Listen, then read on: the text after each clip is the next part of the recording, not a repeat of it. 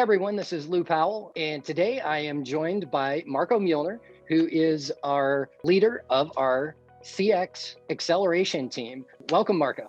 Welcome, thank you for having me. And our guest today is Jeff Gothelf, who is a coach, speaker, author, and consultant.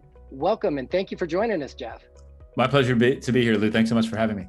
Jeff is the author of a couple of books that he wrote with Josh Seiden, which are Lean UX and Sense and Respond. And he also wrote a book that is a part of his Sense and Respond press, Lean versus Agile versus Design Thinking, which is a great thing to dissect, and has a more recent project that he's working on, which is Forever Employable. Would you like to tell us a little bit about what you're up to with that, Jeff? I'd love to. So I wrote a book called Forever Employable. This is what it looks like. And the subtitle is the key to the book. It says, How to Stop Looking for Work and Let Your Next Job Find You. You may wonder, well, why did you write a book about that? Because you've written about product management, you've written about design, you've written about agile, you've written about organizational agility and digital transformation. And the interesting thing is that I've incorporated all of those ideas into the way that I work. And one of the things that I continue to sense from the market, my market is my audience, is people regularly asking me, well, Jeff, how did you become a coach? How did you become a consultant? How did you get a book deal? How did you get that speaking gig? And those have been coming in regularly for years. And so I've been sensing that. And so this book is a response to that. So it'd be a little tongue in cheek about Sense and Respond, right?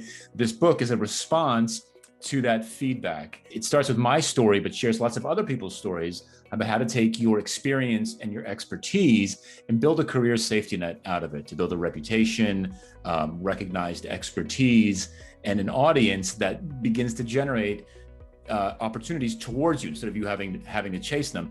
And what I think people who know my work already will find is that the ideas in that book, at least the process of going about building that platform and that opportunity magnet, is product development. It's a lot about hypotheses and experimentation and sensing and responding, and there's solving problems for people. So lots of design thinking ideas in there as well. So it is related. It's just really an application of those ideas in a different context. That's incredibly interesting. And it actually ties right into a lot of the things that Marko and I are trying to solve for when we approach things in the marketplace. Thing that I think everyone's trying to figure out is, as we just came through the pandemic, something that we were just talking about previously, there are companies that survived that very well. And there's companies that struggled through the pandemic and continue to struggle as they're looking at this transition in behaviors in the marketplace. What do you see as the major differences between the successful and the struggling? So I think there's a lot of different things that have made the companies that have survived and even thrived in the pandemic successful at that. So let's talk about where they were prior to the pandemic, number one. So first of all, they were already en route to building organizational agility into their ways of working. They had the technical infrastructure in place. They had the ability to adjust how they were delivering products and services to market, and then more importantly, what they were delivering to market very, very quickly.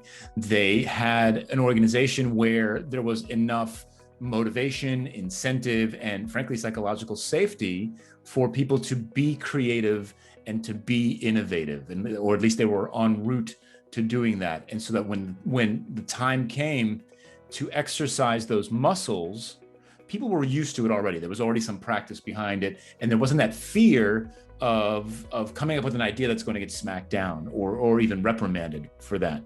But I think most importantly, the quality of the organizations that have survived through the pandemic and those that have even thrived is it's a quality of humility. And what's fascinating about that is I think a lot of folks misunderstand that word. I think you say humble to people, who say leaders have to be humble, or you have to have a culture of humility.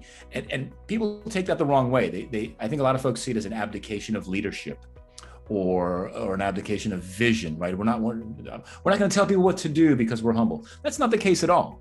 Right? Humility simply says that I have a strong opinion about something. I have a strong opinion based on my experience and my expertise about how to run a business, what product we should ship, how to design the company, whatever it is, right?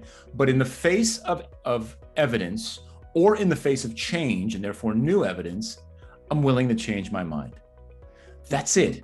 That's what being humble is. And I think that organizations that have humble leadership are learning organizations, and they have that psychological safety that enables creativity and innovation. So when all of a sudden the way that you've always delivered your product and service is shut down literally overnight, well, you've got a lot of brains thinking about, well, how do we actually save the organization? And you've got a culture that encourages them to share those ideas. And that's where I think that success came from. The thinking led the changes and the production, right? So there was a lot of folks and a lot of clients that I worked with that were able to kind of change the thinking and get ahead of it and calm themselves down and readjust some metrics and kind of rethink how they were going to go to market.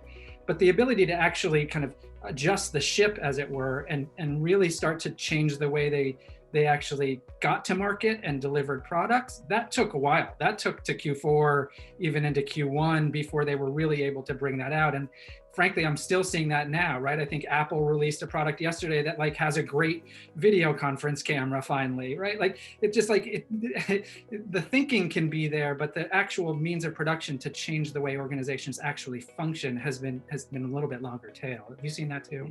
The mechanisms, the workflows, the processes are still rigid, even though I guarantee you put 1,000 people in a room and you ask them how many of you are working in an agile environment, 999 hands go up, and then the one honest person in the back is going like this, moving their hands side to side, right? But nevertheless, there's still this idea of, well, I, as the boss, tell people what to do, they execute on it, they deliver it, and that takes time. And so it's one thing to have that continuous learning and that humble leadership. It's one thing to be able to ask people to be creative and innovative, but changing the wheels of production inside the organization is still an uphill battle in most companies, certainly the ones that I work with. So there's this concept that we like to talk about at PK. We look at digital transformation, and we think that the messaging that digital transformation speaks about is this idea that I have to transform singularly. I move from something to something. But the challenges that we see in the marketplace are that it's not a transformation, it's many transformations, and it's many to come. And that the challenge to be solved for is this ability to continuously transform. So we call that the dynamic enterprise. It's being more dynamic in your approach to how you do things. And to the point that you bring up, the ideas that we look at when we talk about the dynamic enterprise is an intentionality of innovation and an intentionality of taking things and getting the most from the marketplace. And an intentionality of sunsetting those solutions. And there's a book by Ravi G called The 3-Box Solution that talks about this concept of going from creating the future to managing the present to forgetting the past. And we would add to that there's actually two parts of that managing the present, which is moving something intentionally from innovation to a product that can go to market and be production worthy. And then there's a completely separate concern for moving it from that stage to an enterprise-wide scaled solution